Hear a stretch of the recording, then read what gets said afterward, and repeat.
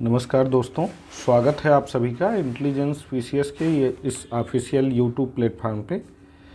हम लोग क्रॉनिकल का डिस्कशन कर रहे थे, तो क्रॉनिकल में 3 लेक्चर हमारे आ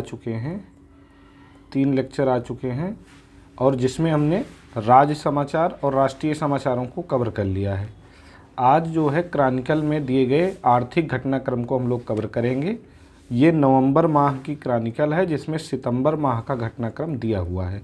ठीक है, सितंबर 2024 के घटनाक्रम पे आधारित ये क्रॉनिकल मैगजीन है जो आपके आने वाले एग्ज़ाम आरओ बिहार और ये क्या बोलते हैं यूपी पीसीएस के लिए काफ़ी इम्पोर्टेंट हो सकता है।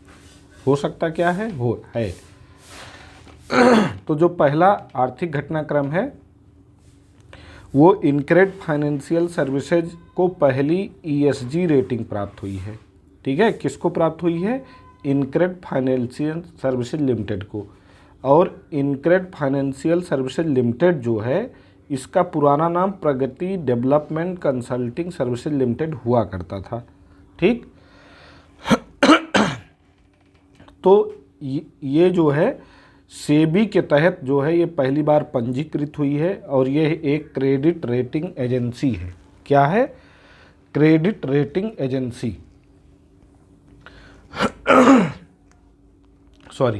तो क्रेडिट रेटिंग एजेंसी ये है और इसने जो है पहली ईएसजी रेटिंग जारी की है। तो जो ईएसजी रेटिंग है इसका फुल फॉर्म है ईएसजी रेटिंग का इन्वायरमेंट सोशल एंड गवर्नेंस। ठीक है, ईएसजी का मतलब पर्यावरण है तो इन्वायरमेंट हो गया, सामाजिक से सोशल हो गया और शासन की अंग्रेजी गवर्नेंस हो गया। ठीक, तो ईएसजी रेटिंग का मतलब economic social and governance rating. ठीक, किसको प्राप्त हुआ है? इनक्रेड फाइनेंशियल सर्विसेज लिमिटेड को। किसको प्राप्त हुआ है? इनक्रेड फाइनेंशियल सर्विसेज लिमिटेड को। किसने ये रेटिंग दी है? तो आईसीएआर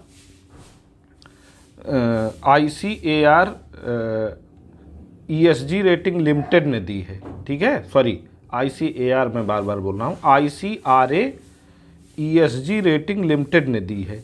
और आईसीआरए ईएसजी रेटिंग लिमिटेड जो है इसका पुराना नाम प्रगति डेवलपमेंट कंसल्टिंग सर्विसेज लिमिटेड था पहले। अब इसका नाम हो गया है आईसीआरए ईएसजी रेटिंग्स लिमिटेड जो सेबी के तहत पंजीकृत है। किसके तहत है? सेबी, भारतीय प्रतिभूति एवं विनिमय बोर्ड के तहत पंजीकृत है। और आईसीआरए ईएसजी रेटिंग लिमिटेड जो है ये एक क्रेडिट रेटिंग एजेंसी है और इसने इनक्रेड फाइनेंशियल सर्विसेज को जो ईएसजी रेटिंग दी है तो इनक्रेड फाइनेंशियल सर्विसेज को इसने इम्पैक्ट 57 मध्यम श्रेणी में रखा है। इम्पैक्ट 57 मध्यम श्रेणी में। तो इतना इसके विषय में जानिए, बस इतना ही काफ़ी है। ठीक, पीसीएएफ एक मसौदा जारी किया था आरबीआई ने। किसने जारी किया था? आरबीआई ने। कब जारी किया था? तो 28 फरवरी 2016 को जारी किया था। 28 फरवरी 2024। 28 फरवरी 2024 को जारी किया था। किसने जारी किया था? आरबीआई ने जारी किया था। तो ये जो मसौदा जारी किया था, इस मसौदे पर पहली बार जो हस्ताक्षर किया है जिस बैंक ने वो है यूनियन बैंक ऑफ इंडिया। कौन बैंक है? Union bank of India. Partnership for carbon accounting financial इसका फुल फॉर्म है पीसीएएफ का, partnership for carbon accounting financial. ठीक है, तो इतना इसमें जान लीजिए। पीसीएएफ ने नवंबर 2020 में वित्तीय उद्योग के लिए वैश्विक जीएचजी लेखांकन और रिपोर्ट मानक विकसित किया था। तो जो इन्होंने रिपोर्ट मानक विकसित किया है पीसीएएफ ने, partnership for accounting and financial services limited ने, ये 2020 में विकसित किया है। इसके तहत जो मसौदा जारी किया था आरबीआई ने वो 2024 फरवरी में जारी किया था। ठीक, और इस मसौदे पर हस्ताक्षर करने वाला पहला बैंक कौन सा बना है? तो वो यूनियन बैंक ऑफ इंडिया बना है। यूनियन बैंक ऑफ इंडिया जिसने सितंबर 2024 में इस मसौदे पर हस्ताक्षर किया है, सितंबर 2024 में।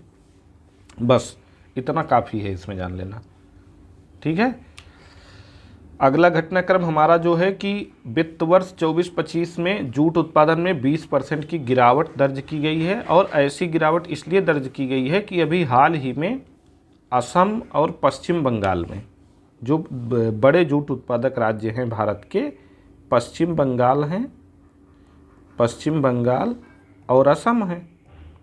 तो असम और पश्चिम बंगाल में जो है भीषण बाढ़ आई थी, बड़ी बाढ़ आई थी।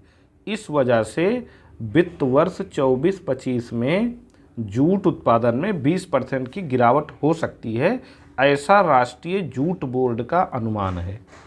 और अगर वित्त वर्ष 23-24 में देखा जाए तो भारत के टॉप जूट प्रोड्यूसर स्टेट्स जो हैं, यानी जूट उत्पादन में शीर्ष 3 राज्य जो हैं, वो पश्चिम बंगाल है, बिहार है और असम है। बिहार दूसरे स्थान पे, इसका ध्यान रखिएगा। पश्चिम बंगाल, बिहार और असम, ठीक है, जूट उत्पादन में। और ये आर्थिक समीक्षा 2023-24 के अंग्रेजी संस्करण के अनुसार है, अंग्रेजी संस्करण के अनुसार आर्थिक समीक्षा 23-24 के, ठीक। जूट जो है इसको गोल्डन फाइबर नाम से भी जानते हैं, ये परीक्षा में पूछा गया है। जूट को क्या बोलते हैं? गोल्डन फाइबर भी बोलते हैं, ठीक। और भारत जो है 75% की हिस्सेदारी के साथ विश्व में जूट उत्पादन में प्रथम स्थान पर है। अब आप हमको बताएंगे ऐसा कौन सा देश है जो जूट उत्पादन में द्वितीय स्थान पे है। कमेंट बॉक्स में ये आप ज़रूर बताएंगे। जो कमेंट करने के लिए कहा जाए उसको कमेंट ज़रूर करिएगा, इससे आपकी तैयारी को धार मिलती है, बढ़िया तैयारी होती है आपकी। और भारत का लगभग 73% जूट अकेले पश्चिम बंगाल उत्पादित करता है, ठीक। राष्ट्रीय जूट बोर्ड का गठन 2008 में किया गया था। जूट उत्पादन के लिए PLI योजना भी शुरू की गई है। बस इतना जान लीजिए, इसमें काफ़ी है। विदेशी मुद्रा कंपाउंडिंग कार्यवाही नियम 2024 जारी किया गया है। किसके तहत जारी किया गया है? तो ये फेमा 99 के तहत जारी किया गया। 1999 के तहत 12 सितंबर 2024 को जारी किया गया है, ठीक है। आर्थिक कार्य विभाग ये जारी करेगा, वित्त मंत्रालय के अधीन। विदेशी मुद्रा प्रबंधन अधिनियम को ही फेमा शार्ट में बोलते हैं, ठीक है। विदेशी मुद्रा फाइनेंशियल इकोनॉमी मैनेजमेंट अथॉरिटी कह लीजिए, तो 99 के तहत जारी किया गया है ये नियम, नया वाला। इसके पहले ये नियम जारी किया गया था कब? ये नियम इसके पहले 2000 में जारी किया गया था। तो जो नया वाला नियम है ये 2000 में जारी किए गए नियम का स्थान ले लेगा, ठीक, ये जान लीजिए इसमें।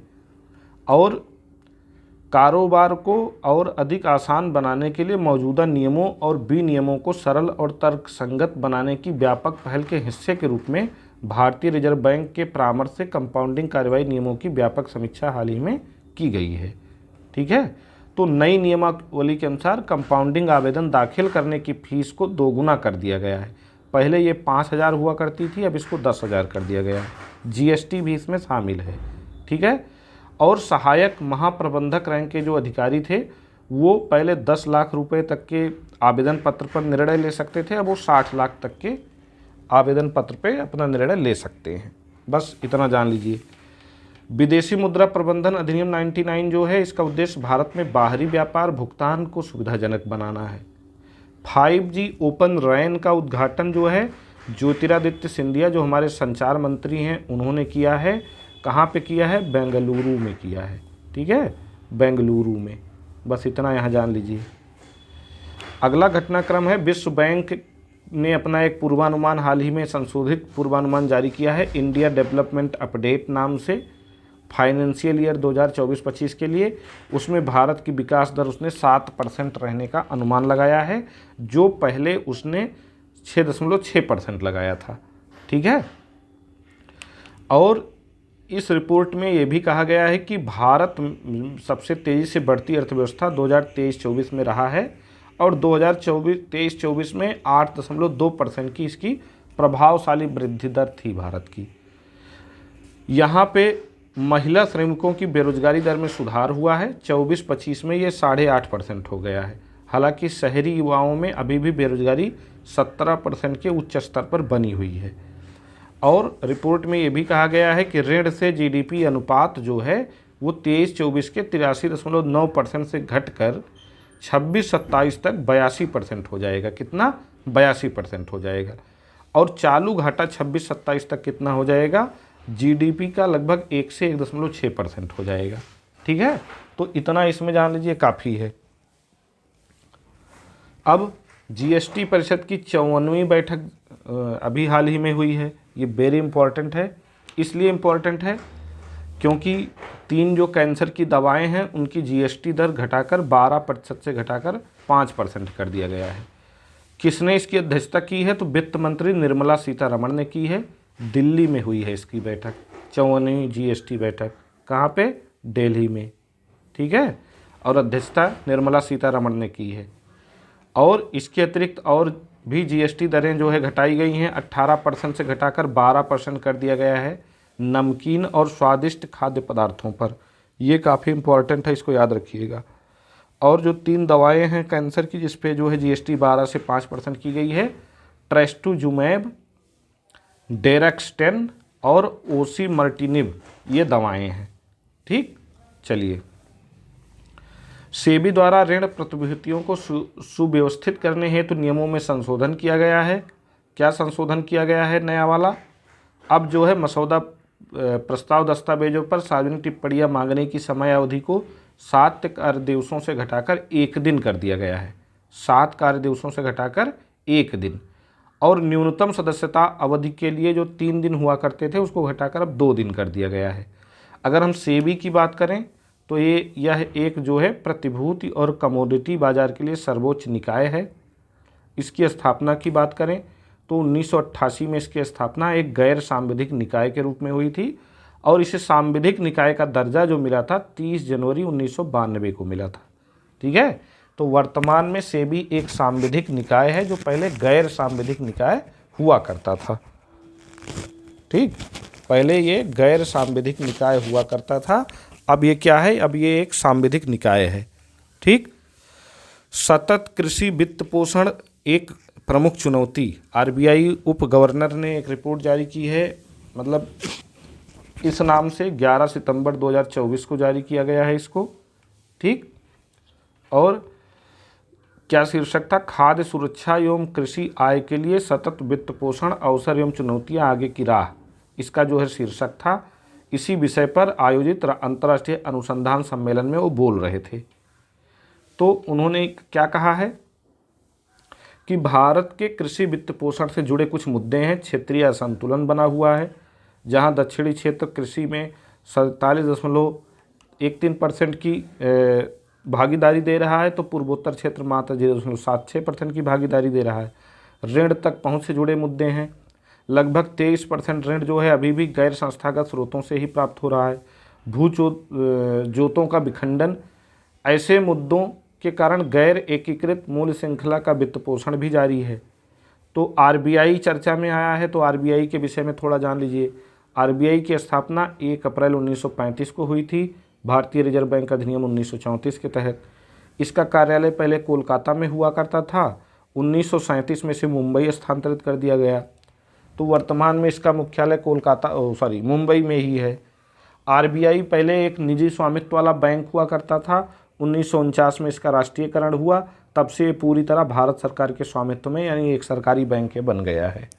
ठीक है, जल विद्युत परियोजनाओं हेतु बजटीय सहायता योजना में संशोधन किया गया है। ये 12,461 करोड़ रुपए की जो है बजटीय सहायता योजना, हाइड्रो इलेक्ट्रिक प्रोजेक्ट नाम इसको दिया गया है, शुरू की गई है। ठीक है, और इसमें संशोधन हेतु विद्युत मंत्रालय ने मंजूरी दी है। इसकी जो क्षमता है वो 31,350 मेगावाट है। 2024-25 से 2031-32 तक ये योजना क्रियान्वित की जाएगी। कब से कब तक? 24-25 से 31-32 तक।